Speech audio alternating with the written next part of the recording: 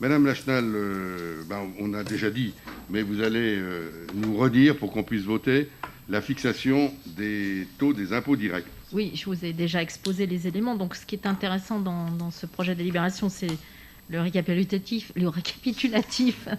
qu'on a vu. J'en rajoute trop, là, des voyelles ou je sais pas quoi. Non, ceci dit, trêve de plaisanterie, mais c'est vrai que l'élément important, c'est le fait que nous n'avons plus d'action sur la taxe d'habitation. Nous sommes bien sur la taxe sur le foncier bâti. Et donc, nous n'avons pas d'augmentation du taux sur la taxe d'habitation des résidences secondaires, puisqu'il est figé pendant encore 2 ans. Et la taxe sur le foncier bâti, nous avons 31,53%, qui n'est pas un taux augmenté, mais un taux fusionné entre le taux communal et le taux départemental. Et la taxe sur le foncier non bâti est à 33,78. Voilà, donc on vous propose de maintenir ces taux, qui étaient déjà ceux de 2020, et donc de voter les taux de l'année 2021 sur foncier bâti à 31,53 et foncier non bâti à 33,78. Monsieur Iaconet. Moi, ce soir, je me mets quand même à la place des personnes qui regardent, qui vont regarder plus tard ce conseil municipal et qui vont vous entendre sur le premier point, puis qui vont se dire, finalement, il y a une très très bonne gestion, c'est formidable, on peut beaucoup investir, tout le monde va bien, merci. Et finalement, les impôts, et on pourrait quand même symboliquement les baisser un petit peu. J'avais posé la question en 2019, la réponse de M. Boucher avait été très juste, m'avait dit, si on l'avait fait, vous nous auriez traité de démagogie 1 an avant l'élection. La future élection est peut-être dans 5 ans. Quelle est donc la réponse de M. Boucher ce soir ? Monsieur Boucher, vous avez été interpellé directement, je vous laisse répondre.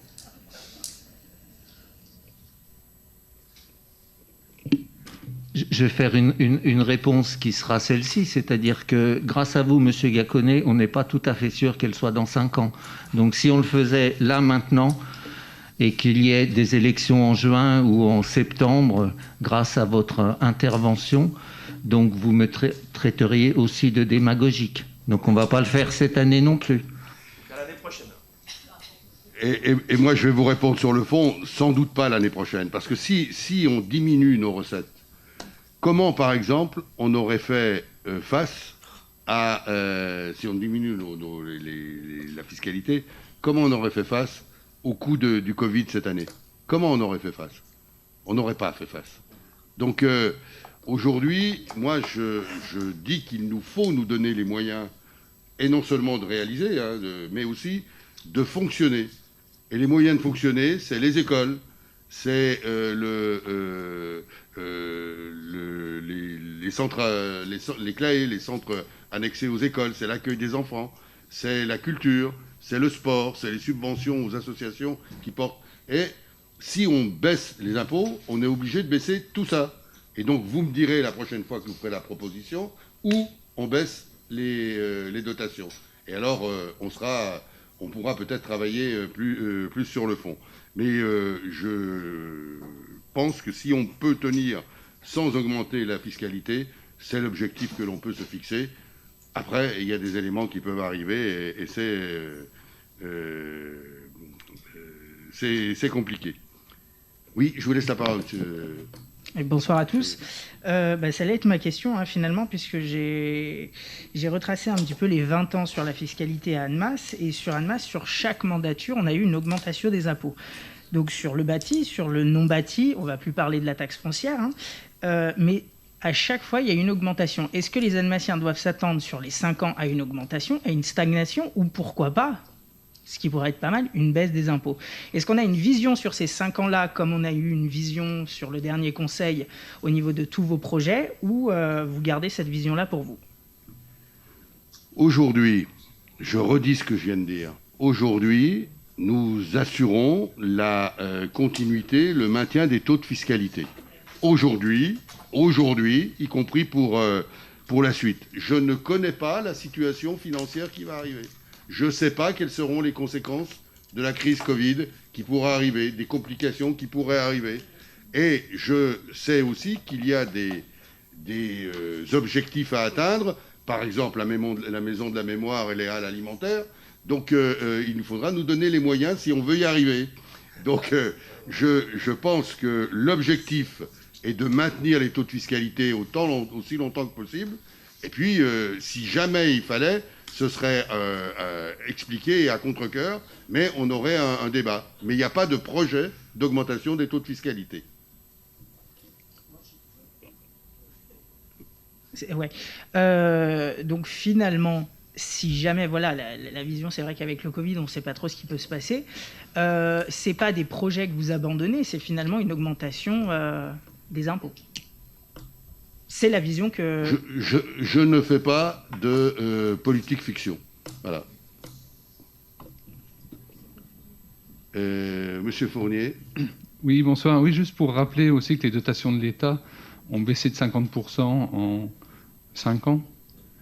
Donc les augmentations d'impôts n'ont pas été que pour maintenir des projets en place. Enfin, ont été pour maintenir nos projets en place, mais parce que aussi on perdait tous ces revenus de l'État et on n'est pas à l'abri d'autres baisses de dotations.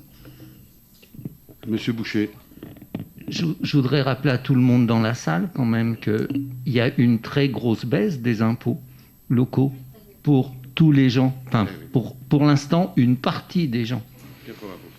D'accord, 80% effectivement des gens n'ont plus de taxes d'habitation, donc c'est une très grosse baisse d'impôts pour les gens quand même, faut pas l'oublier. Je mets rarement en valeur le président actuel, mais là il faut bien reconnaître que là il y a une vraie baisse d'impôts d'un impôt qui n'est pas très équitable, contrairement à l'impôt sur le revenu. Enfin, faut le dire aussi, c'est-à-dire, voilà. Et puis, pour moi, l'impôt, c'est pas un gros mot. Oui, c'est ce qui permet à la vie de fonctionner, à la vie collective de fonctionner. C'est un trésor commun que les gens emploient ensuite au service du bien commun. C'est ça, l'impôt. L'impôt, c'est ce qui met nos hôpitaux, ou ne les met pas, en bonne marche de fonctionnement en ce moment. Je crois que... Oui, M. Chavet. Non, mais je suis tout à fait d'accord. Hein. La fiscalisation a baissé pour pas mal de Français et surtout d'Alsaciens. J'ai jamais dit que l'impôt était un gros mot. Ce que je souligne aussi également, c'est que certes, le gouvernement a baissé les impôts, mais il y a aussi des municipalités en France, et je peux vous les citer, qui ont également baissé les impôts. Voilà. Oui, il y a des municipalités qui ont baissé les impôts et qui n'ont plus rien réalisé depuis qu'elles sont en place. C'est aussi à ajouter et aller voir la situation. Je crois que on oublie aussi une donnée. Enfin, je reprends la donnée de Michel Boucher parce qu'elle est essentielle, elle est importante. L'impôt, il est là pour permettre à une collectivité de fonctionner au service des habitants d'une ville. Quand on réalise une école, on le dépense de l'argent public. Il faut donc des impôts. Voilà, c'est ça la solidarité dans une commune. Donc c'est ce qu'on met en avant.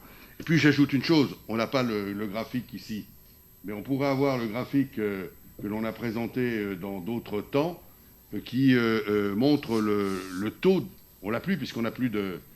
La taxe d'habitation a été annulée, enfin reprise par le gouvernement, où on voyait le taux, la place d'Annemasse dans le niveau des taux des impôts sur l'ensemble de la France par rapport à des communes comparables. Eh bien, moi, je voudrais bien comparer le taux des impôts, y compris après les avoir baissés, de ces communes-là avec celles d'Annemasse. Nous sommes dans le tiers des communes où le taux des impôts est le plus bas. Y compris, alors je le dis tout de suite, y compris parce qu'on a d'autres ressources, notamment la CFG qui est pas à rien. Mais sachons quand même dire les choses et parler des choses qui sont de la réalité.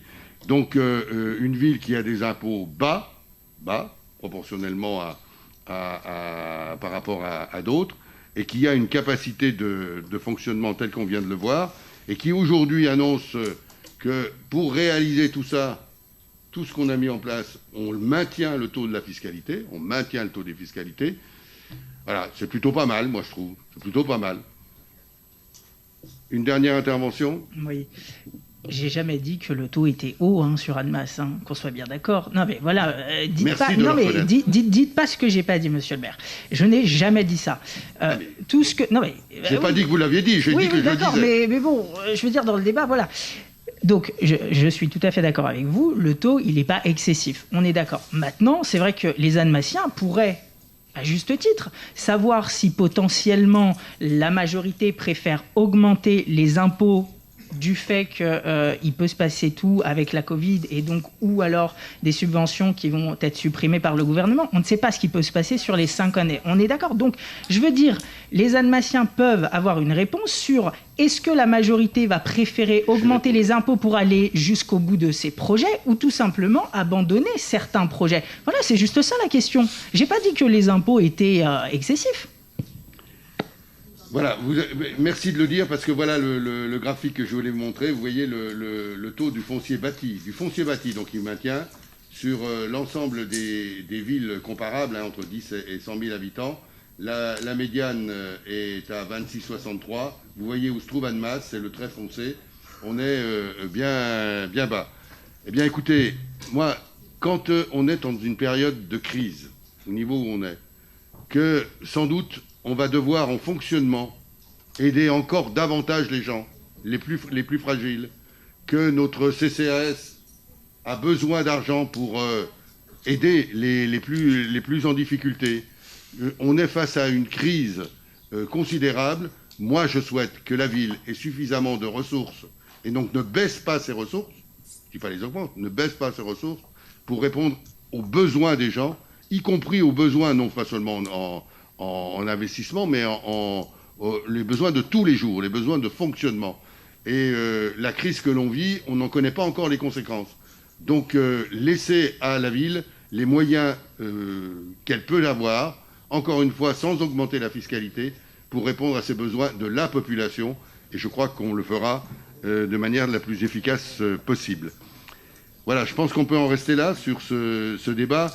Je vais quand même mettre au vote les taux du foncier, la TFPB, voilà, le taux du foncier bâti, le taux d'habitation des résidences secondaires et le taux sur le foncier non bâti.